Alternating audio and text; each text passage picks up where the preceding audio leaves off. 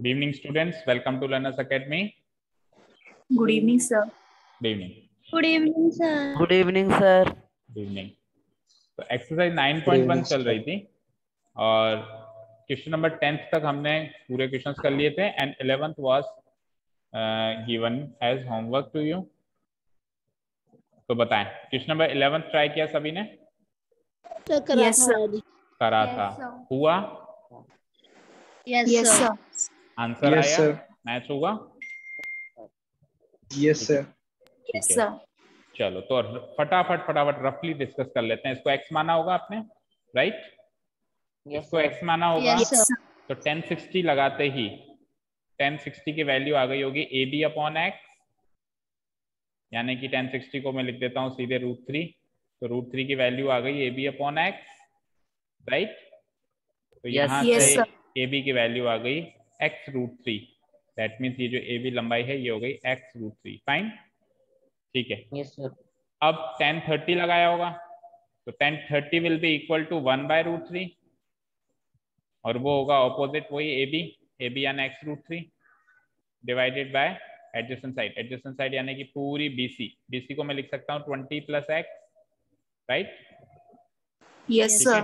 Cross multiply करो उसको। √3 × x√3 becomes 3x की वैल्यू 20 + x, x इधर आएगा तो 2x की वैल्यू 20, x की value 20/2 which is 10।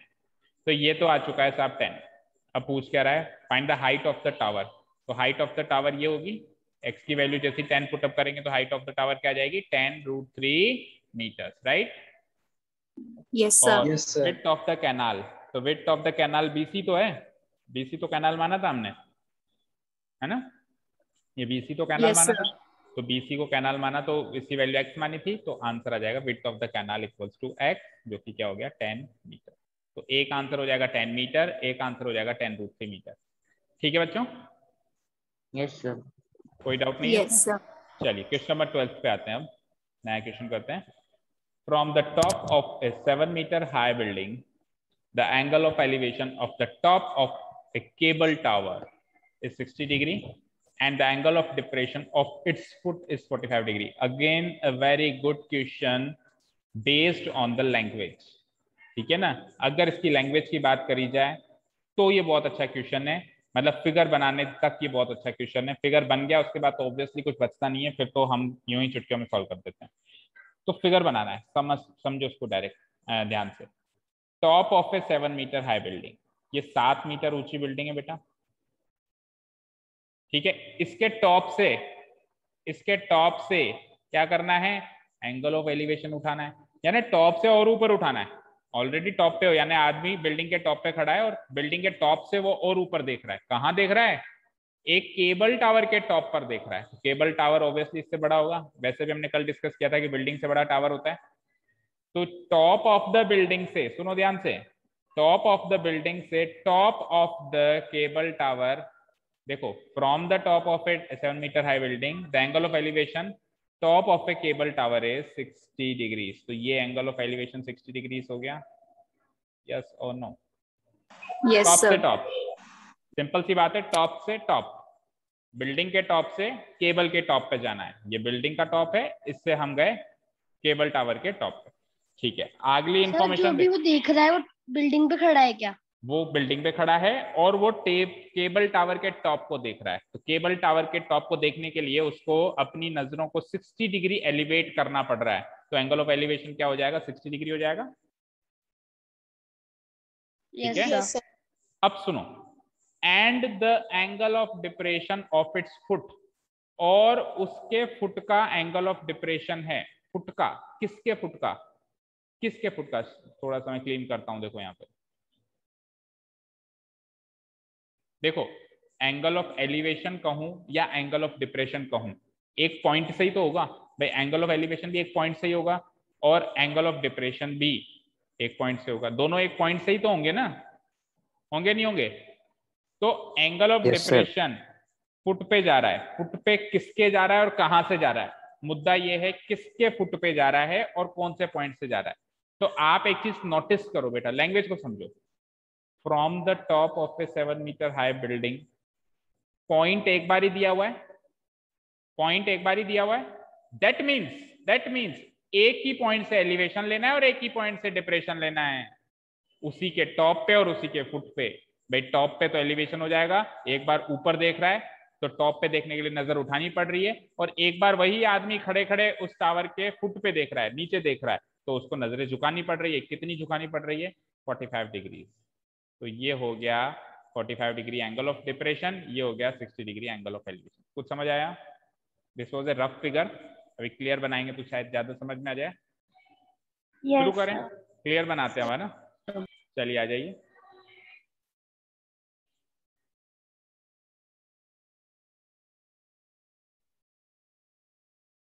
Okay, let us start drawing the pair figure.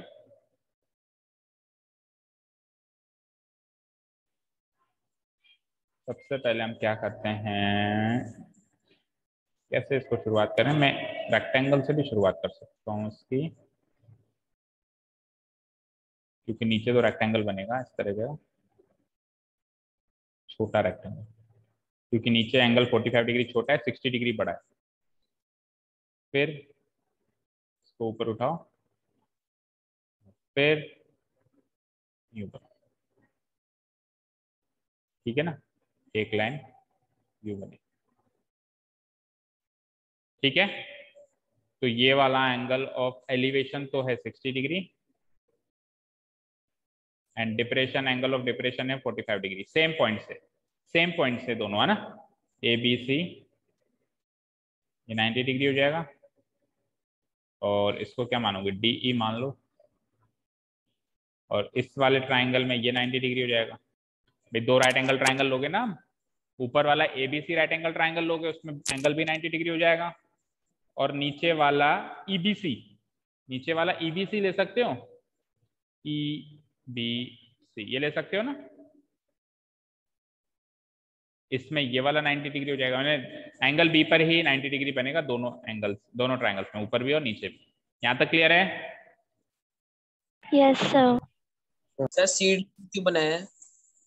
CD building है ना, सीडी तो बिल्डिंग है जिसके टॉप पे हो आप, from the top of a 7 metre high building. तो सीडी 7 मीटर है, वहां से मुझे हिंट मिल रहा है, सीडी 7 मीटर है, वहां से हिंट मिल रहा है कि बीई भी 7 मीटर है। भाई सीडी और बीई तो इक्वल हैं। Yes sir. टोटल टावर की हाइट तो है एई, टावर की हाइट है ए से लेके ई, बिल्डिंग की हाइट है सी से लेके डी। तो बिल्डिंग की हाइट अगर 7 मीटर है तो टावर की इतनी लंबाई बी से लेके ई तक की लंबाई भी 7 मीटर होगी। ऊपर की हम निकाल लेंगे तो उससे टोटल टावर की हाइट भी आ जाएगी, यानी ये चीज निकाल लें तो इसमें 7 जोड़ के टोटल टावर की हाइट पता कर सकते हैं। समझ आया? Yes sir. सर एक बार वापस। देखो ये है बिल्डिंग, ये है टावर, टावर ऊंचा है। अब बिल्डिंग की सीध में टावर भी 7 मीटर ही होगा, मतलब बिल्डिंग के टॉप से अगर मैं सीधा देखूं, सीधा टावर को देखूं, पूरा तो नहीं देख रहा हूं, ऊपर वाला पार्ट छोड़ के, तो ये इतना पोर्शन तो 7 मीटर होगा ना टावर का भी, बी से लेके ई। अब अगर ए से लेके बी तक का हिस्सा और निकाल ले हम, ऊपर वाला हिस्सा, तो टोटल टावर की लंबाई ए ई निकाल सकते हैं इसमें ये जोड़ के। Yes sir. यस।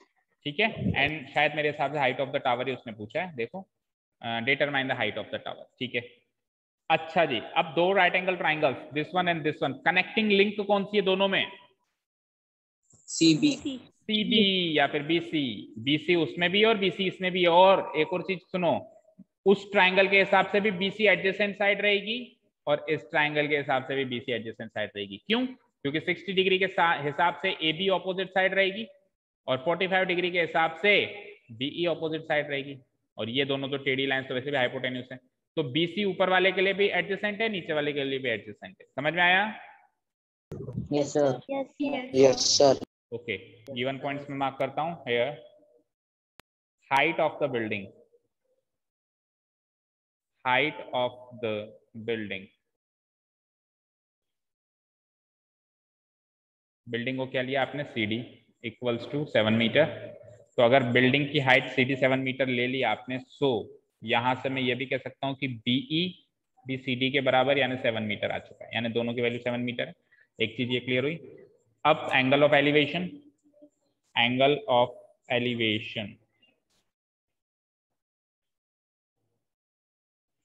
ठीक है, angle of elevation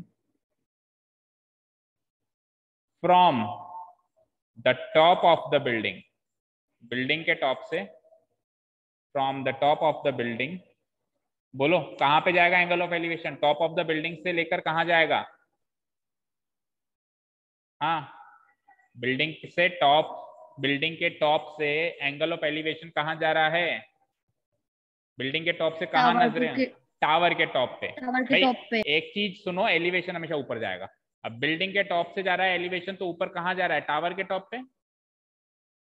yes sir. तो we will write angle of elevation from, तो लिखेंगे जहां से जा रहा है, ऑफ लिखेंगे जहां पे जा रहा है, फिक्स कर लो।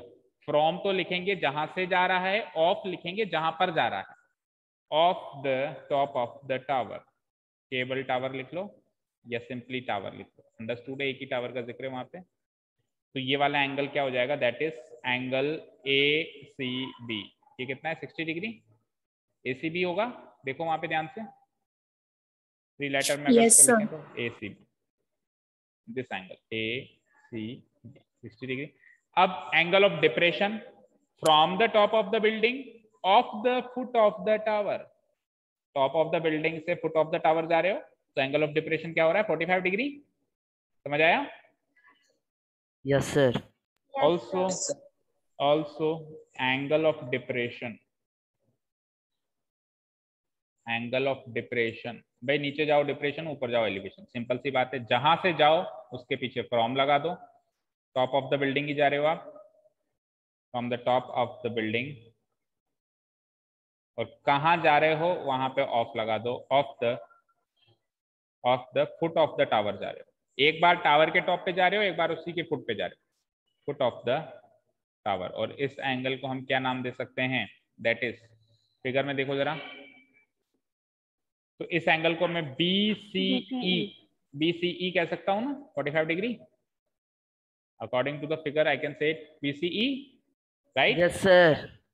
Angle BCE it is 45 degree. चलो नाउ इन ट्राइंगल, अब ऊपर वाले ट्राइंगल की बात करते हैं। अब मेन मुद्दे पे आते हैं, यहां तक तो सब गिवन पॉइंट्स थे, यहाँ तक तो हमने क्वेश्चन की अंडरस्टैंडिंग बनाई बस। अब ऊपर वाले ट्राइंगल की बात करता हूँ, ABC। कौन सा एंगल 90 है, पहले वो लिखो, ABC ही 90 है। और थीटा वाला कौन सा है, ACB, वो कितना है साहब, 60 डिग्री है। और गिवन क्या है, गिवन कुछ भी नहीं है ना, गिवन यहाँ पे अभी तक कुछ भी नहीं है, बोलो। लेकिन सुनो, अब देखो एक गलती कर रहा हूँ मैं, देखो ऊपर वाले ट्राइंगल में तो कुछ भी गिवन नहीं है, केवल एंगल है, यस और नो? इस वाले ट्राइंगल में तो ना ऑपोजिट साइड AB गिवन है, ना एडजेसेंट साइड BC गिवन, ना ये गिवन है ना ये गिवन है, तो आप फिर x मानने लगोगे। लेकिन नीचे वाले ट्राइंगल में तो एक चीज गिवन है, क्या बताओ? Yes sir. बताओ क्या? 7 मीटर। 7 मीटर BE की लंबाई, BE की लंबाई गिवन है ना, तो क्यों ना नीचे वाले ट्राइंगल को पहले लिया जाए, जिसमें कुछ गिवन है उसको पहले लो, ठीक है? तो यहाँ पे चेंजेस करो, ट्राइंगल ABC को बाद में लेंगे। उस ट्राइंगल का नाम क्या रखा हमने, BCE या CBE है ना, B पे 90 डिग्री बन रहा है ना, CBE, B पे जिस जहां पे 90 डिग्री बने ना उसको सेंटर में लिया करो, ट्राइंगल के नाम में भी उसको सेंटर में लिया करो। तो B पे 90 डिग्री बन रहा है, तो मैंने ट्राइंगल के नाम में भी B को सेंटर में लिया। ट्राइंगल CBE में एंगल CBE 90 डिग्री, और थीटा वाला एंगल BCE है जो कि कितना है साहब, 60 डिग्री, 45 डिग्री है, 45 डिग्री है ना? Yes sir. Yes sir. ठीक है। अच्छा, जब 45 डिग्री का एंगल बनता है तो कुछ बताया था मैंने, जिसको एज ए रिजल्ट याद रखेंगे, क्या सर इक्वल होती है, क्या इक्वल होते हैं, क्या इक्वल होते हैं, हाइपोटेन्यूज को छोड़ के बची हुई साइड को छोड़कर बची हुई साइड, तो BC और BE इक्वल होंगे, तो ये 7 तो ये भी 7, ठीक है ना? ये तो है डायरेक्ट शॉर्ट ट्रिक, और कॉन्सेप्चुअली करें तो कर देते हैं। क्या है 7 मीटर्स, क्या है बेटा, BE 7 मीटर्स, और आपका टारगेट है BC को निकालना, ठीक है? चलो, तो 10C लगेगा opposite side, divided by adjacent side, opposite side वही है मेरी क्या, बीई, एडजेसेंट साइड बीसी। सी की वैल्यू है 45 डिग्री जो कि 1 हो जाता है। बीई की वैल्यू 7 मीटर्स है, बीसी आपको फाइंड आउट करना है। इतना करने के बाद तो बोरिंग हो जाता है क्वेश्चन, क्योंकि वही किसी पिटी लाइनें करनी होती हैं। 7 बाई बी सी, 1 बाय 1 कर लो, बी सी बन जाए बी सी, 7 बन जाए 7। तो बी सी की वैल्यू 7 मीटर्स आ गई। सेम ही आई है, देखो 7 7 आई है ना। Yes, sir. ओके Yes, अब sir. चलते हैं ऊपर वाले ट्राइंगल में। अब ऊपर वाले ट्राइंगल में कल तक कुछ नहीं था, कल तक कुछ अता पता नहीं था, ना इसका कुछ अता पता था ना इसका कुछ अता पता था, लेकिन अब कुछ तो पता है। क्या पता है बोलो? Adjacent side 7 अब meters. बीसी, अब ये बीसी 7 मीटर पता है ना, ये 7 Yes, मीटर sir. बीसी जो हमने निकाली, ये बीसी ऊपर भी तो काम देगी, क्योंकि दोनों ट्राइंगल्स के लिए एडजस्ट।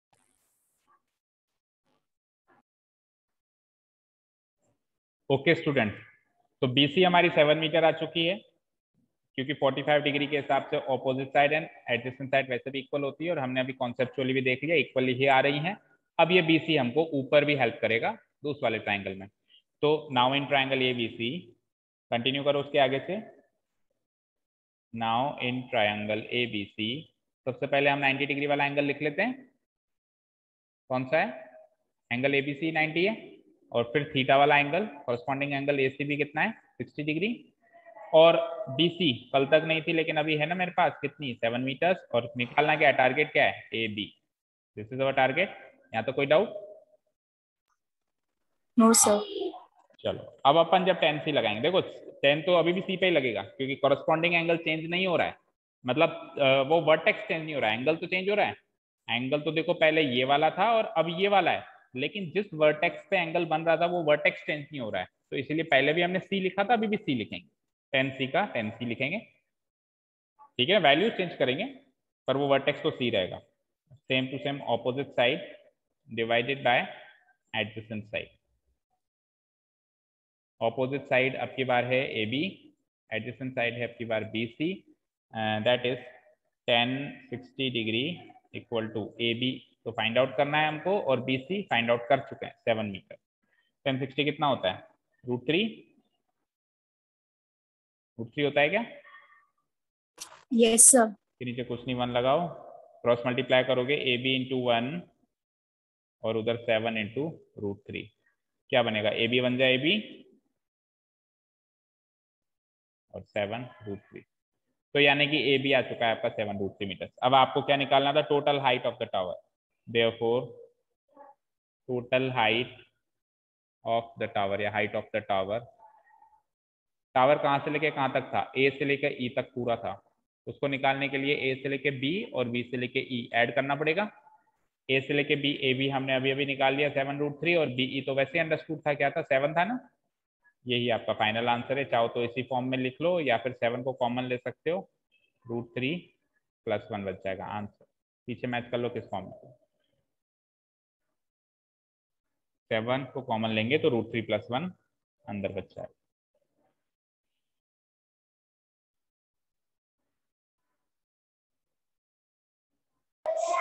Yes, sir. Correct.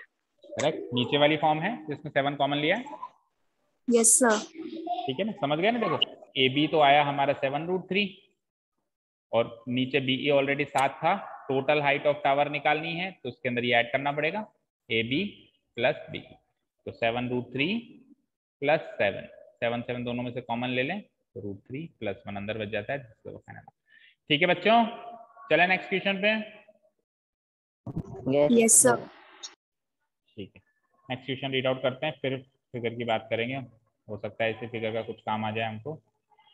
हाँ जी, 12th हो चुका है, 13th देखते हैं, है ना। As observed from the top of a 75 meter high lighthouse, कभी सुना है ये वर्ड लाइट हाउस? क्या होता है ये लाइट हाउस? सर ये हाँ, डायरेक्शन देते शिप्स को। डायरेक्शन देता है किसको? शिप्स को। शिप्स को। कहाँ लगता है ये? Yes sir. बताओ कहाँ पाया जाता है? समुद्री इलाकों में, बैंक मतलब ऑफ समुद्र में। मतलब समुद्र के अंदर पाया जाता है ना। क्या होता है, मैं कॉन्सेप्ट बता देता हूँ कि समुद्र के अंदर, समुद्र बहुत विशाल होते हैं, जब शिप्स ट्रैवल करते हैं, भाई आजकल तो यातायात के बहुत सारे साधन हो गए, जैसे प्लेन से, फ्लाइट से, या और बाई रोड भी बहुत सारे नेटवर्क कनेक्ट हो चुके हैं, लेकिन जब इतने साधन नहीं थे तो दूर दराज देशों में लोग बाग शिप्स के थ्रू जाया करते थे, शिप्स। अब शिप्स जो होते हैं वो जब वाटर के अंदर ट्रैवल करते हैं तो अंधेरा जब हो जाता है तो डायरेक्शन का पता नहीं चलता है, तो उनको हेल्प करने के लिए बीच बीच में एक तरीके से टावर्स बना दिए जाते हैं, तरीके से टावर्स बना दिए जाते हैं। क्या काम करते हैं ये, इनको कहते हैं लाइट हाउस। ये एक तो लाइट भी प्रोवाइड करते हैं, मतलब मान लो ऐसे लाइट प्रोवाइड कर रहे हैं, है ना। आपने देखा होगा कि आजकल शादियों में भी ये लाइट यूज होती है। मान लो आप किसी की शादी में गए तो आपने देखा होगा गार्डन के ऊपर से एक लाइट ऐसे मूव कर रही है, लेजर लाइट की तरह, यस देखा सर। है, लेजर लाइट की तरह से मूव Yes, करती sir. है। तो वो जो Yes, लेजर sir. लाइट की तरह आजकल तो क्या फैशन हो गया, फैशन की वजह से यूज कर रहे हैं, लेकिन पुराने जमाने में उस लाइट को यूज किया जाता था शिप्स को डायरेक्शन देने के लिए। भाई ये लाइट यहाँ पे मूव होती थी तो अंधेरे में शिप्स को पता चल जाता था कि वहां पे हमको मान लो उनका फ्यूल खत्म हो गया है या उनको डायरेक्शन नहीं पता चली, वो गुम गए हैं, तो वो लाइट हाउस से पता चल जाता था कि यहाँ पे कोई ना कोई है जो उनकी मदद कर सकता है। डायरेक्शन भी देते थे और हेल्प भी देते थे, इसलिए ये लाइट हाउसेस गवर्नमेंट की तरफ से in the mid of the sea, समुद्र के बीचों बीच बनाए जाते थे, थोड़ी थोड़ी दूरी पर। क्लियर है कॉन्सेप्ट लाइट हाउस क्या होता है? Yes sir. Yes, sir. Yes, but sir. अभी हमारे यहाँ पे मुद्दा लाइट हाउस का था नहीं, फिर भी मैंने आपको बता दिया, हमारे यहाँ तो मुद्दा कुछ और है।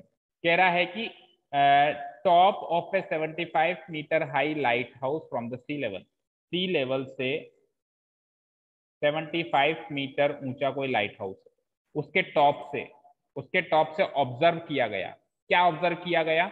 अब टॉप से तो नीचे आओगे तो एंगल ऑफ डिप्रेशन ही लगेगा, भाई उसके ऊपर और कहाँ जाओगे, उसके ऊपर तो कोई बिल्डिंग, भाई लाइट हाउस ही सबसे बड़ी बिल्डिंग रहती होगी, सी की भी उससे बड़ी बिल्डिंग तो रहेगी नहीं कि हम एलिवेशन पे जाएं, डिप्रेशन ही आना पड़ेगा। तो दो शिप्स हैं, ऑब्वियसली पानी में ही होंगे, तो एक शिप का टॉप में मान लो कोई आदमी बैठा है, यहाँ पे शिवम बैठा है ऊपर ही ऊपर, है ना, कैप्टन है वो वहां पे सी हाउस का, लाइट हाउस का। तो उसने देखा यार दो शिप आ रहे हैं, तो एक शिप की तरफ उसने नजर करी, तो एक शिप यहां था, ठीक है, और एक शिप था थोड़ा सा और दूर, ठीक है। तो एक शिप पे उसका एंगल ऑफ एलिवेशन कुछ बन रहा था और एक शिप पे कुछ और बन रहा था। कितना कितना बन रहा था? 30 डिग्री एंड 45 डिग्री। कोई बता सकता है 30 किसका बनेगा और 45 किसका बनेगा, कॉमन सेंस से? हाँ, क्लोज वाले का Close वाले का 45. दूर क्लोज वाले बनेगा। का 45। जितना नजदीक जाओगे एंगल बढ़ेगा, जितना दूर जाओगे एंगल घटेगा, इसका 30 डिग्री बनेगा। अच्छा, अब ये क्या कह रहा है, if one ship is exactly behind the other. अच्छा, ऐसा भी तो हो सकता था ना कि एक शिप यहाँ हो और एक शिप यहाँ हो, भाई दो अलग अलग साइड भी तो शिप्स हो सकते थे, लेकिन ये चीज उसने क्लियर कर दी कि दो अलग अलग साइड शिप नहीं है, दोनों शिप एक ही साइड है, क्योंकि एक शिप एग्जैक्टली पीछे है दूसरे के, तो ये शिप जो है एग्जैक्टली इसके पीछे आ रहा है, ठीक है, on the same side of the light house. Light house के दोनों सेम साइड है, या तो दोनों राइट साइड है या दोनों लेफ्ट साइड है, ऐसा नहीं है कि एक राइट और एक left. Find the distance between the two ships, इन दोनों के बीच, इन दोनों शिप्स के बीच की दूरी पता करनी है कि ये शिप इससे कितना दूर है। क्वेश्चन समझ में आया? Yes, sir. Yes, sir. तो अब यस अपन सर। इसको ट्राइंगुलर शेप में लेंगे, है ना, मतलब ऐसे थोड़ा लाइट हाउस और ये जैसे नदी और ये शिप वगैरह बनाने बैठेंगे हम, तो उसको केवल ट्राइंगल्स फॉर्म्स में लेंगे, है ना, ट्राइंगल ही कंसीडर करेंगे वहां पे इसको। जैसे कि लाइट हाउस ये मान लेते हैं हम, एक शिप तो यही मान लेते हैं ना, एक शिप थोड़ा सा और पीछे चल रहा है तो ये मान लेते हैं, ठीक है।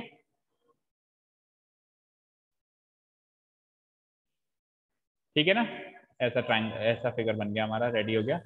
A B C, A B तो मान लो लाइट हाउस है टोटल, सी पहला शिप है और डी दूसरा शिप है, डी सी से पीछे है ना, तो जो नजदीक है वो तो 45 डिग्री का एंगल बना रहा है, जो थोड़ा दूर है अभी वो 30 डिग्री का एंगल बना रहा है। और लाइट हाउस की लंबाई कितनी है? 75 मीटर हाई है वो, दैट मीन्स ए बी की वैल्यू 75 मीटर। बन गया फिगर? Yes, sir. ठीक है, अब देखिए होमवर्क है बेटा, ये क्वेश्चन है ना, ध्यान से सुनो। आपको क्या चाहिए? डी और सी के बीच की लंबाई, मतलब डिस्टेंस, डी और सी के बीच की डिस्टेंस चाहिए आपको। व्हाट वी विल डू, देखो पहले ये वाला ट्राइंगल अगर मैं कंसीडर करूं, ट्राइंगल ए बी सी, तो उसमें ये एंगल 45 डिग्री है, तो 1045 लगाते ही ये BC भी 75 मीटर हो जाएगी। Yes sir. Yes Yes, sir. sir. लगा के देख लेना। और 45 पे तो रटी रटाई चीज है कि ऑपोजिट और एडजेसेंट बराबर ही होते हैं, आएगी वो 75। एक बार ये 75 आ गई, अब आप बड़ा वाला ट्राइंगल ले लेंगे ABD, और ABD में अगर मैं 1030 अप्लाई करूं तो 1030 और 75 मीटर की मदद से ये टोटल डिस्टेंस आ जाएगी BD।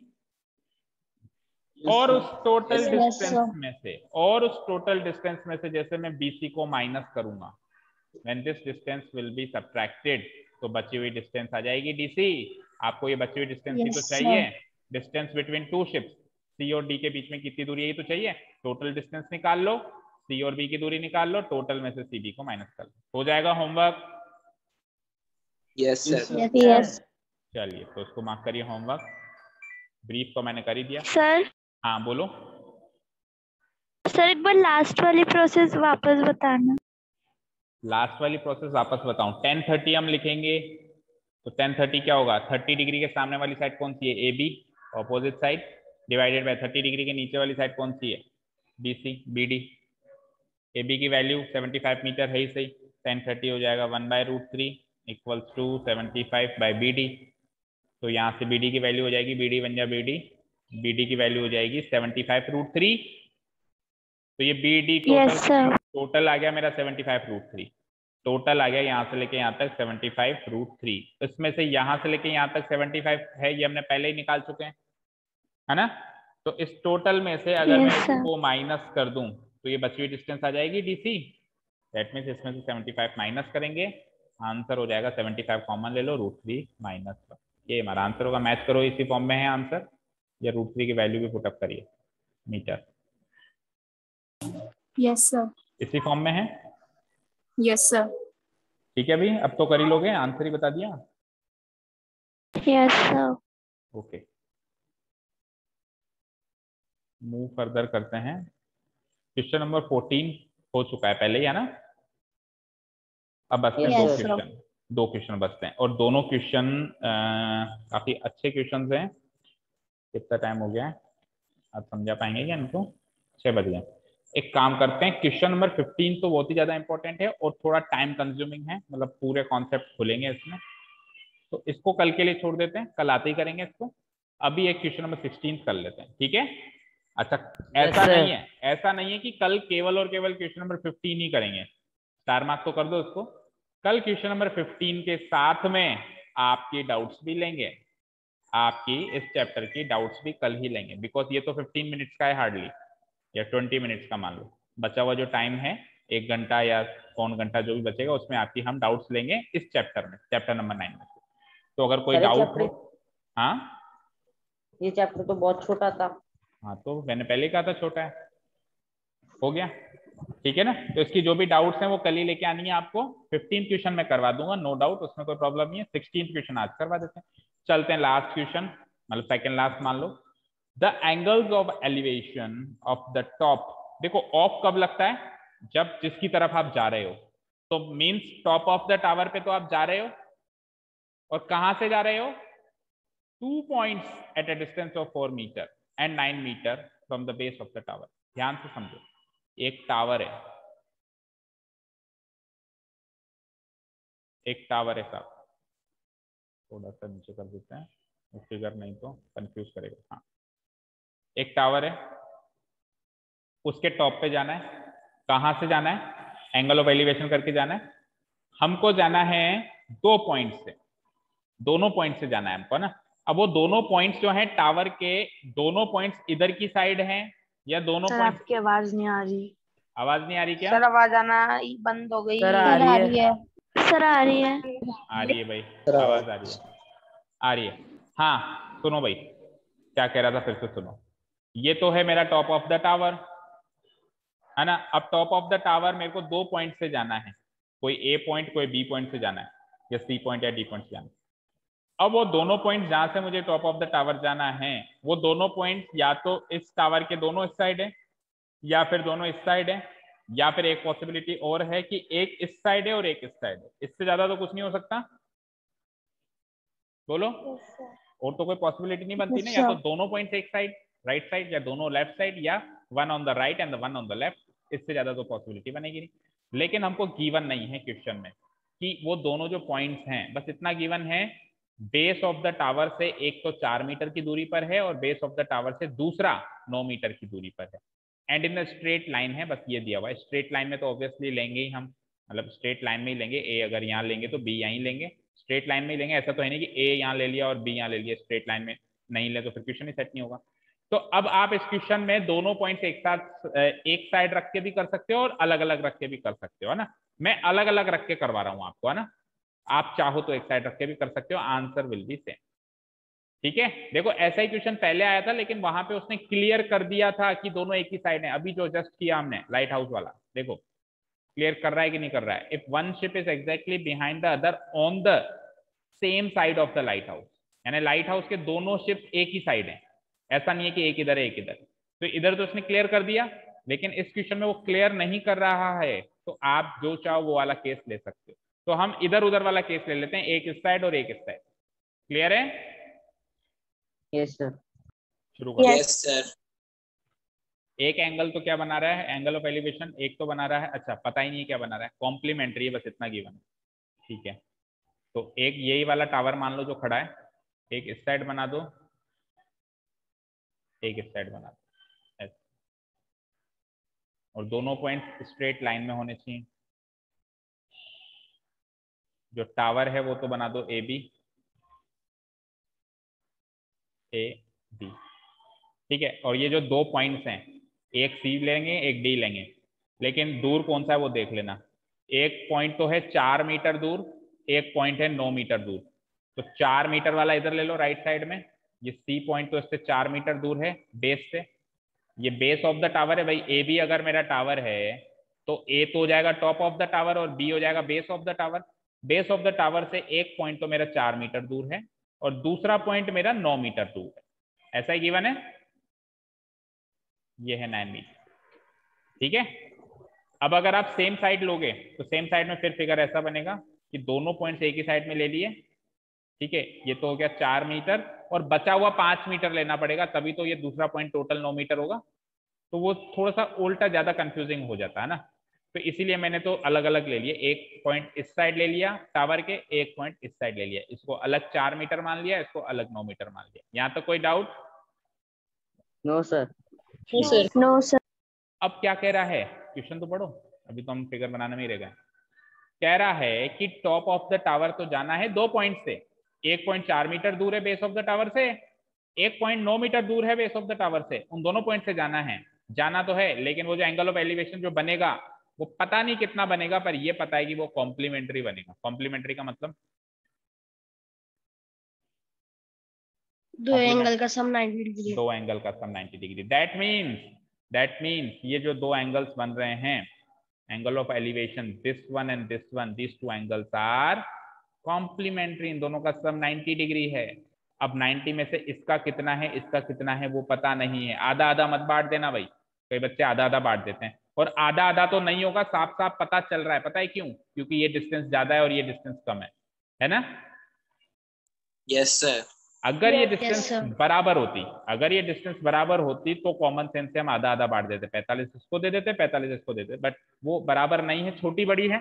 छोटी बड़ी है तो देखो, अगर ये बड़ी डिस्टेंस है तो ये एंगल छोटा होगा, और ये छोटी डिस्टेंस है तो ये एंगल बड़ा होगा, इतना मुझे पता है, और दोनों का सम 90 भी होगा। ठीक है साम, अब मुझे पता ही नहीं ये एंगल कितने कितने। पूछ क्या रहा है? पूछ क्या रहा है? आपको प्रूव करना है कि height of the tower 6 metre है। तो जरूरी नहीं है एग्जाम में प्रूव करने के लिए दे, एग्जाम में क्वेश्चन ये भी आ सकता है, find the height of the tower. आप तो ये मानो कि हाइट ऑफ द टावर निकालनी है, ऐसा क्वेश्चन है, क्योंकि क्या है, प्रूव करने के लिए देता है ना, तो फिर हम 6 मीटर के पीछे भागते हैं। ऐसे मानो ऐसी कोई इन्फॉर्मेशन नहीं है, आपसे क्वेश्चन ये है कि हाइट ऑफ द टावर निकालो। ठीक है, height of the tower that means height ये है ए बी, ये आपको फाइंड आउट करनी है। ठीक है, चलिए क्या क्या इन्फॉर्मेशन है, और ये 90 डिग्री होगा, इधर भी इस ट्रायंगल में भी इस ट्रायंगल में भी, और ये पता नहीं कितना एंगल है, ये पता नहीं कितना एंगल है, पर इन दोनों का सम 90 डिग्री है, दोनों कॉम्प्लीमेंट्री है। इधर की साइड वाला पॉइंट 9 मीटर दूर है, उधर की साइड वाला पॉइंट 6 मीटर दूर है, और 4 मीटर दूर है। बोलो भाई, अब कैसे हम हाइट ऑफ द टावर निकालें? एनी आइडिया, एनी हिंट, क्या आ रहा है माइंड में?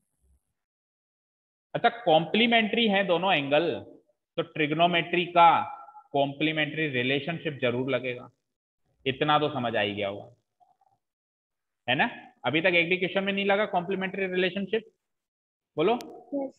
तो इस क्वेश्चन में तो वो लग के ही रहेगा, क्योंकि वर्ड ही आ गया और कॉन्सेप्ट ही आ गया, दो एंगल का सम 90 डिग्री। क्या करें? बोलो सोनाक्षी, कैसे एक शुरू? को x मान ले और फिर दूसरे को 90 माइनस x मान ले। -1 इक्वल टू 90 कर दे। क्या क्या क्या, फिर से बोलना। x, एक को x मान ले एक को 90 और एक माइनस को, एक्स। यस सर, फिर आगे और बोलो। दो, सर दोनों को प्लस करके इक्वल टू 90 कर दो। उससे क्या होगा? उससे क्या सर एक्स की x वैल्यू आ जाएगी पक्का? सर पता नहीं, अंदाजे से बता रहा हूँ।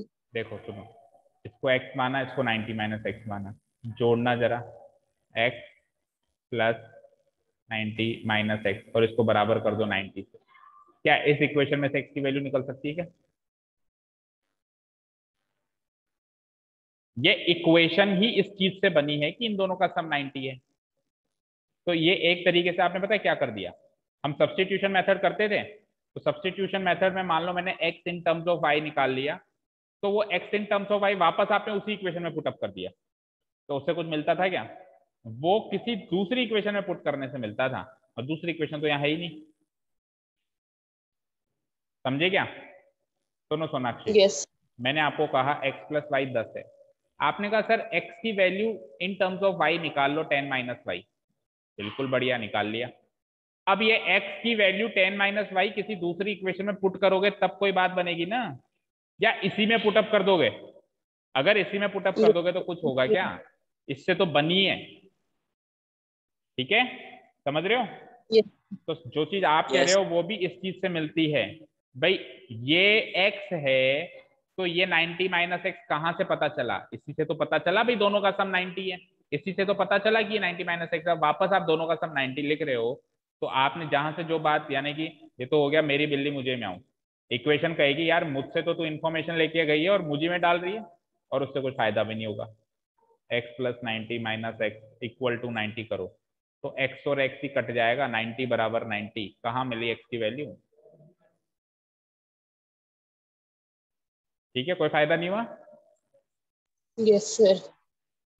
ठीक है, तो वो तो चलो मानना पड़ेगा, 90 x और 90 माइनस एक्स तो मानना पड़ेगा, लेकिन फिर x क्यों मान रहे हो? एंगल्स का स्टैंडर्ड जो नोटेशन होता है वही मानो ना, जब मान ही रहे हो तो थीटा और 90 माइनस थीटा मानते हैं ना, ठीक है, थीटा और 90 माइनस थीटा मान, इसको थीटा मान लो पहले वाले को, मतलब ये जो इधर छोटी डिस्टेंस है इसको 90 माइनस थीटा मान लो भाई। x और 90 माइनस एक्स अच्छा है, थीटा और 90 माइनस थीटा मानो, क्योंकि x एक एंगल है, ये इमेजिन नहीं हो पाएगा हमसे, लेकिन थीटा एक एंगल है वो जल्दी से इमेजिन हो जाएगा, क्योंकि थीटा को हमने हमेशा एक एंगल के फॉर्म में ही देखा है, ठीक है, सर। और x को तो हमने कोई डिस्टेंस लेंथ इसकी फॉर्म में देखा है, तो वो इमेजिनेशन अच्छा हो, इसलिए हमने थीटा और 90 माइनस थीटा ले लिया। ठीक है, इन्फॉर्मेशन गिवन में लिख देता हूँ एक बार। क्या लिखोगे? Distance of point C from the base of the tower B, from the base of the tower B, that is distance BC 4 meter. Similarly, distance of the point D from the base of the tower, from the base of the tower, base of the tower B से अब D पे जाओगे, यानी distance BD निकालोगे, it is 9 metre. ये दो information हो गई गिवन, और एक इंफॉर्मेशन ये है कि एंगल सी और एंगल डी का सम क्या है? 90 डिग्री है। Also it is given that कि angle C plus angle D, या पूरी फुल फॉर्म में लिखना चाहो तो angle A B C, A C B, angle A C B plus angle A D B equal to 90 degree है। ये एक तरीके से गिवन है, कॉम्प्लीमेंट्री है दोनों। तो let angle A C B with theta तो एंगल ACB को थीटा मानते ही तो एंगल ADB हो जाता है 90 माइनस थीटा। फाइन, यहाँ तो कोई डाउट नहीं होनी चाहिए। ठीक है, अभी तक जो हमने बोला वो सब लिख दिया। चलें आगे अब। और यस सर। और हमको निकालना क्या है, हाइट ऑफ द टावर। ये हमारे टारगेट है इस क्वेश्चन का, height of the tower AB। This is what we need to find in this question. हो गया साहब note down? Yes sir. Yes sir. Okay, अब जब कुछ भी नहीं सूझे तो बस उठाओ और चलना काम करना शुरू कर दो। तो देखो 90 माइनस थीटा थोड़ा कॉम्प्लिकेटेड है, थीटा से शुरू करते हैं। तो इस ट्रायंगल को ले लेते हैं भाई, और क्या करोगे। ट्रायंगल ABC में मुझे तो केवल इतनी सी बात बताइए आप, ट्रायंगल ABC में आपको एक रेशियो लेना है थीटा के ऊपर। आपको एक ऐसा रेशियो लेना है थीटा के ऊपर जो उन दो साइड्स को कवर करे जिनकी आपको जरूरत है। तो एक तो ऑब्वियसली इसको लोगे ही लोगे, एडजेसेंट साइड को। अब आप हाइपोटेन्यूज को लोगे तो उससे फायदा क्या होगा, आप ऑपोजिट साइड को लो, क्योंकि ऑपोजिट साइड ही AB तो निकालनी है आपको। और सबसे बड़ी बात, AB कनेक्टिंग लिंक भी है दोनों में, AB दोनों में कनेक्टिंग लिंक भी तो है भाई। हाइपोटेन्यूज से क्या फायदा निकलेगा, कुछ नहीं निकलेगा। तो वही tan थीटा ही लगेगा ताकि ये ऑपोजिट बाय एडजेसेंट हो जाए। तो हम कुछ नहीं करते, सीधे सीधे tan थीटा लगाते हैं और देखते हैं क्या होता है, कुछ तो होगा ही सही। Now in triangle ABC, sir please scroll up. Now in triangle ABC, ये जितने भी स्क्रॉल अप बोलने वाले लोग हैं, अपनी हैंडराइटिंग और अपनी स्पीड जितना जल्दी हो सके बढ़ा लो, नहीं तो बोर्ड पे कहते ही रह जाओगे सर स्क्रॉल अप, मतलब बोर्ड एग्जाम्स में। ठीक है, in triangle ABC, angle ABC equal to 90 degree. भाई जब मैं आपको समझा सकता हूं और लिख सकता हूं तो आपको तो केवल लिखना ही है, क्यों नहीं आप मेरे से स्पीड मैच कर पा रहे हो। Angle ABC equals to 90 degree. Angle ACB ये हमने थीटा माना है, राइट, जो भी हमारा कोरस्पॉन्डिंग एंगल है। अच्छा, BC बेस जो है वो क्या है, 4 मीटर है, गिवन है। और हमारा टारगेट क्या है, AB निकालते हैं, देखिए क्या आता है। ठीक है, निकालो। तो AB के लिए 10 किस पे लगाना पड़ेगा, C पे, 10C। फॉर्मूला क्या होगा, वही opposite side divided by adjacent side, है ना। ऑपोजिट साइड क्या है, AB, एडजेसेंट साइड क्या है, BC। करीब करीब हर एक क्वेश्चन में ऑपोजिट साइड AB और एडजेसेंट साइड BC ही होती है, और हाइपोटेन्यूज AC होता है। लेकिन हाइपोटेन्यूज का इस एक्सरसाइज में इतना ज्यादा काम आया नहीं, शुरुआत में काम आया था जब वो ब्रेकिंग डाउन ऑफ ट्री वाले क्वेश्चन किए थे, फिर बाद में इतना जरूरत नहीं पड़ी। काइट वाला क्वेश्चन किया था, उसमें हाइपोटेन्यूज काम आया था। दैट इज C की वैल्यू पता नहीं, थीटा मानी हमने तो tan थीटा लिख दो। ऑपोजिट साइड AB पता लगानी है, एडजेसेंट साइड क्या है, BC, 4 मीटर। तो यहां से अब थीटा पता ही नहीं है ना आपको, थीटा आपको पता ही नहीं है, तो आप कैसे AB की वैल्यू निकालोगे, नहीं निकाल पाओगे AB की वैल्यू, बोलो नहीं निकाल पाओगे ना। तो आप AB की वैल्यू जैसे तैसे करके एक बार निकाल लो। तो आप लिख सकते हो AB equal to 4 into tan theta, है ना, क्रॉस मल्टीप्लाई करोगे, जिसको हम लिख सकते हैं 4 tan theta, that is it. अब इससे आगे समझ नहीं आ रहा, इसको इक्वेशन नंबर 1 मार्क कर लो। यहाँ तो कोई डाउट? No sir. ऐसे के ऐसे ही AB की वैल्यू उस ट्राइंगल से भी कुछ तो निकलेगी, जैसे थीटा की फॉर्म में ही निकले। जैसे अभी AB की वैल्यू थीटा की फॉर्म में निकली है, तो वैसे ही थीटा की फॉर्म से वहां से भी निकलेगी, वो भी तो AB की वैल्यू होगी। तो AB की वैल्यू यहां से निकाल के और वहां से निकाल के दोनों को इक्वेट करेंगे तो थीटा सॉल्व हो जाएगा। समझ गए? ठीक है, तो अब मैं लिख रहा हूं अगेन इन ट्राइंगल, इस ट्राइंगल पे आते हैं। उस ट्राइंगल का नाम क्या है बेटा, ABD। यहाँ पे angle ABD is 90 degree. ABD जानते हो ना कौन है, जानता है कोई? यस सर, AB कौन है? डिविलियर्स। AB डिविलियर्स, तो उसका नोटेशन है ये। तो ABD is 90 degree, ADB is 90 minus theta. Sir पर वो तो 360 डिग्री है ना, ये तो 90 डिग्री है। हाँ, तो ये लोकल बॉय है ना, वो इंटरनेशनल अब ये बन रहा है धीरे धीरे 360 पे। ठीक है, अब हमारे पास यहाँ पे BD है, BD कितना है 9 मीटर, और इधर से भी हम AB निकालते हैं, देखते हैं क्या आता है। तो इधर से भी AB निकालोगे। अब 10 किस पे लगाओगे बताओ, कौन सा एंगल है यहाँ पे, कॉरस्पॉन्डिंग एंगल कौन सा है यहाँ पे, बोलो। इस वाले ट्राइंगल में कॉरस्पॉन्डिंग एंगल D, ये वाला है ना, तो उसमें तो C था, इसमें कौन सा है D, ठीक है।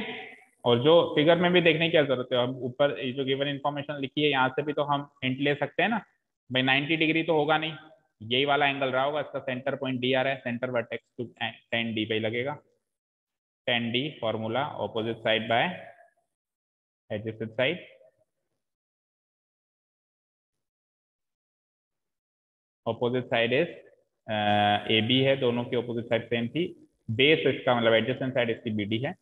और D क्या है बेटा, D क्या है 90 माइनस थीटा, C तो था थीटा बट लेकिन D है मेरा 90 माइनस थीटा, ठीक है।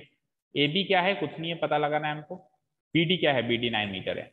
अरे जरा बताना मुझे कि 10 90 माइनस थीटा क्या होता है, cot theta.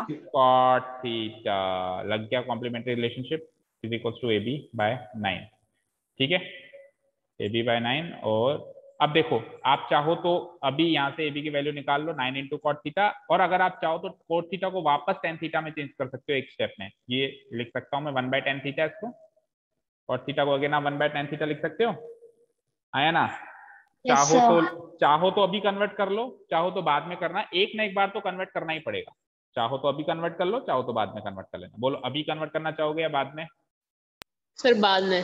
बाद में, सर बाद में, नो प्रॉब्लम। तो यहाँ से AB की वैल्यू हो जाती है 9 इंटू कॉट थीटा, इस 9 कॉट थीटा। तो ये भी AB की वैल्यू आ गई, ये मार्क कर लो इक्वेशन 2। और इक्वेशन 1 में भी तो AB की वैल्यू आई थी भाई, AB कनेक्टिंग लिंक है ना दोनों में, तो इस ट्राइंगल से भी निकाल लिया मैंने AB। देखे क्या आया, इस ट्राइंगल से आया 4 इंटू टेन थीटा, इस ट्राइंगल से निकाला तो क्या आया 9 इंटू कॉट थीटा। तो AB तो सेम ही रहेगा, यहाँ से निकालो या यहाँ से, यानी 4 इंटू टेन थीटा और 9 इंटू कॉट थीटा की वैल्यू सेम हो गई। Yes sir. तो इक्वेशंस को जैसे अपन इक्वेट करते हैं, अभी ज्योमेट्रिक पोर्शन में एंटर करने वाले अपन 2-3 दिन में, वहां पे अपन हमेशा इक्वेशंस को इक्वेट कर करके थ्योरम्स को प्रूव करेंगे। तो कैसे इक्वेट करोगे, देखो इक्वेशन 1 ऊपर दिख रही है आपको स्क्रीन पे, AB equal to 4 tan theta है आपकी इक्वेशन 1। मैं नीचे लिख देता हूँ, चलो साथ में लिखोगे तो समझ आएगा। AB equal to 4 tan theta, ये तो थी इक्वेशन 1। और दूसरी क्या बनी मेरी, AB equal to 9 cot theta, ये बनी मेरी इक्वेशन 2। तो दोनों इक्वेशंस में अगर LHS इक्वल हैं तो RHS भी इक्वल होंगे। Yes sir. भाई इक्वेशन 1 कह रही है कि मेरे हिसाब से AB की वैल्यू ये चीज है, इक्वेशन 2 कह रही है कि मेरे हिसाब से AB की वैल्यू ये कह रही है। अगर इक्वेशन 1 और 2 दोनों सच कह रहे हैं तो ये वैल्यू इसके बराबर होगी ही होगी ना। Yes sir. तो मैं लिख दूंगा now from equation 1 and 2 we have, from equation 1 and 2 we get, क्या रिजल्ट मिला हमको, वी गेट, अब आइए लाइट, वी गेट उसका RHS क्या था, फर्स्ट इक्वेशन का RHS था 4 tan। भाई LHS तो सेम है AB, तो RHS को RHS से इक्वेट करो। तो उसका RHS क्या था 4 tan थीटा, और इक्वेशन 2 का RHS क्या आया 9 cot theta, 9 cot theta, 4 tan theta 9 cot theta. अब आपके पास दो ऑप्शन है, या तो आप tan थीटा को cot थीटा में बदल दो, यानी दोनों को सेम करना है आपको, या फिर आप cot थीटा को tan थीटा में बदल दो। तो एक बार तो आपको कन्वर्ट करना ही पड़ेगा। तो cot थीटा को tan थीटा में बदल देते हैं, वो ज्यादा आसान है। तो ये हो जाएगा 4 tan theta, 4 into tan theta खोल के लिखो तो, और वो हो जाएगा 9 इंटू cot थीटा को आपने लिख दिया 1 बाय tan थीटा। तो ये हो गया साहब 4 into tan theta equal to 9 by tan theta. यहां तो कोई डाउट?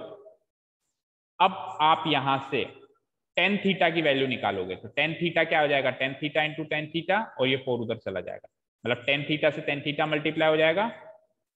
तो tan theta into tan theta तो हो गया यहाँ पे LHS में, एक tan थीटा ऑलरेडी है, एक tan थीटा वहां से डिनोमिनेटर से आया, वहां पे 9 ऑलरेडी है और 4 इसके नीचे चला जाएगा। तो tan theta into tan theta की वैल्यू 9/4 आ गई, यानी टेन स्क्वायर थीटा की वैल्यू क्या आ गई साहब? 9/4 आ गई। समझ रहे हो? तो टेन थीटा की वैल्यू बता दो जरा, बता दो जरा। 9/4 का होल रूट यानी कि 3/2। ठीक है, अब टेन थीटा ही तो निकालना था। अगर आप टेन थीटा की वैल्यू इक्वेशन नंबर 1 में पुट अप कर दो तो आ गई AB की वैल्यू, है ना? Now height of the tower क्या थी? Height of the tower AB तो थी, है ना? Height of the tower AB क्या थी? Height of the tower AB 4 × tan theta, 4 tan theta from equation 1। Equation 1 में यही लिखी थी हमने, height of the tower AB। tan theta की वैल्यू कल तक नहीं थी, आज है 4 × 3/2, 2 से 2 टाइम, 2 3 जा 6 metre is your final answer. अच्छा, ये तो प्रूव ही करना था ना, वो height of the tower AB = 6 metre है, प्रूव। लेकिन जरूरी नहीं है प्रूव करने के लिए कहे, आपसे निकलवा भी सकता है। आप कहोगे सर इक्वेशन 1 से क्यों निकाली, 2 से निकालो, उसमें भी तो height of the tower AB थी। बिल्कुल, उससे भी निकालेंगे ये लोग। Height of the tower AB equation 2 के हिसाब से क्या थी? 9 × cot थीटा, राइट? यही थी। अब मुझे बताना जरा, tan थीटा की वैल्यू 3/2 है तो cot थीटा की वैल्यू 2/3 होगी, जस्ट इसकी उल्टी। Yes sir. Yes sir. Reciprocal करोगे, अभी भी देख लो, 3 3 जा 9, यहाँ से भी 6 मीटर आ रहा है। किसी भी इक्वेशन से आप AB की वैल्यू निकाल लोगे, एक बार आपके पास tan थीटा की वैल्यू आ गई। tan थीटा की पुटअप कर दो या रेसिप्रोकल करके cot थीटा की इक्वेशन 2 में पुटअप कर दो। Is that clear? Yes sir. Yes sir. सबको समझ आया ना? अब यहाँ पे कुछ कमियां जो रह गई वो ये है कि देखो, एक तो इसको सही करो, क्या मतलब रीजन लिखो यहाँ पे, बिकॉज रीजन हमको हर जगह लिखने हैं, जितने भी ट्रिग्नोमेट्रिक कॉन्सेप्ट्स हम यूज करेंगे। यहाँ पे हमने cot थीटा को क्या लिखा? Because cot theta = 1/tan theta लिखा ना हमने इसको। देखो, इस स्टेप से इस स्टेप में आते टाइम हमने क्या किया? cot थीटा को 1/tan थीटा लिखा, तो रीजन में लिखना पड़ेगा क्योंकि cot थीटा की वैल्यू 1/tan थीटा होती है। और एक बार हमने रेसिप्रोकल रिलेशनशिप में भी चेंज किया उनको, उधर भी चलते हैं। कहाँ पे? ये रहा, tan of 90 - थीटा को cot थीटा लिखा आपने LHS में, तो इस स्टेप के सामने हम लिखेंगे because tan of 90 - theta becomes cot theta. Reason से कभी भी नहीं चूकना, रीजन दोगे तो फुल मार्क्स मिलेंगे। अब कंप्लीट इस क्वेश्चन का जितना भी करना था हमने कर दिया। क्लियर है? समझ आया? मार्क करो, important, even very important mark करो। ठीक है, अब सुनो शॉर्ट ट्रिक। भाई नवंबर वाले एग्जाम तो आपके वही हो रहे हैं ना, क्या कहते हैं, मल्टीपल चॉइस। उसमें आ रहा है क्या चैप्टर 9? चैप्टर 9 आ रहा है क्या उसमें? नहीं आ रहा हमारे तो। नहीं आ रहा तो आज नहीं आ रहा तो भी कोई बात नहीं है। आपको जब ये डिस्क्रिप्टिव पेपर में भी आ जाएगा तो भी आपको मैं जो शॉर्ट ट्रिक बताने वाला हूँ वो हेल्प करेगी। सुनो ध्यान से, इस तरह के क्वेश्चन में मुझे बताओ 9 × 4 कितना होता है? 36। का रूट कितना होता है? 6। या फिर दूसरे तरीके से करूं तो इसका रूट √9 3, √4 2, 3 2 जा 6। कैसे निकल लो? पहले मल्टीप्लाई करके रूट कर दो या पहले रूट करके मल्टीप्लाई कर दो। कुल मिला के इनका प्रोडक्ट करके इसका रूट ही आंसर होता है। ये इस क्वेश्चन की शॉर्ट ट्रिक है। ठीक है क्या? Yes sir. Yes sir. कल को मान लो ये 10 हो, ये 10 और रूट करना है ना, तो 10 मत लो, 100 ले लो। चलो ये 100 हो और ये 36 हो, बोलो क्या आंसर आएगा? 100 का 10 तो 10। हाँ, 100 का 10, 100 का 10, 36 का √6, 10 × 6 60। या फिर पहले मल्टीप्लाई कर दो तो 100 × 36 3600, और रूट करोगे तो वही 60 आएगा। Yes sir. Yes sir. ठीक है, तो शॉर्ट ट्रिक याद रखना, लेकिन केवल आंसर मैच करने के लिए। एग्जाम में मत करके आ जाना शॉर्ट ट्रिक से, है ना, गलत हो जाएगा सर। आपका आंसर मैच करने के लिए कि हाँ मैंने सही किया है कि नहीं किया, इसके लिए शॉर्ट ट्रिक को ध्यान में रखेंगे। तो एक इक्वेशन बचा है, question number 15, which is I will give it at least 3 star. भाई इसको 2 स्टार देते हैं, इसको 3 स्टार। तो कल आते ही इस क्वेश्चन को बिल्कुल अच्छे से डिस्कस करेंगे। स्पीड, डिस्टेंस एंड टाइम के कॉन्सेप्ट रिवाइज करके आना, क्योंकि इसमें स्पीड, डिस्टेंस एंड टाइम के कॉन्सेप्ट लगेंगे। स्पीड होती है क्या, डिस्टेंस बाई टाइम, टाइम होती है क्या, डिस्टेंस बाई स्पीड, और डिस्टेंस होती है क्या, स्पीड इनटू टाइम होती है। इन 3 फॉर्मूलों पे थोड़ा गौर फरमा के आएंगे कल, तब जाके इक्वेशन सॉल्व कर पाएंगे। ठीक है, yes sir. Yes, sir. Sir thank you so much for listening to us, have a nice day, Thank you, sir. Keep learning, bye bye. Bye sir.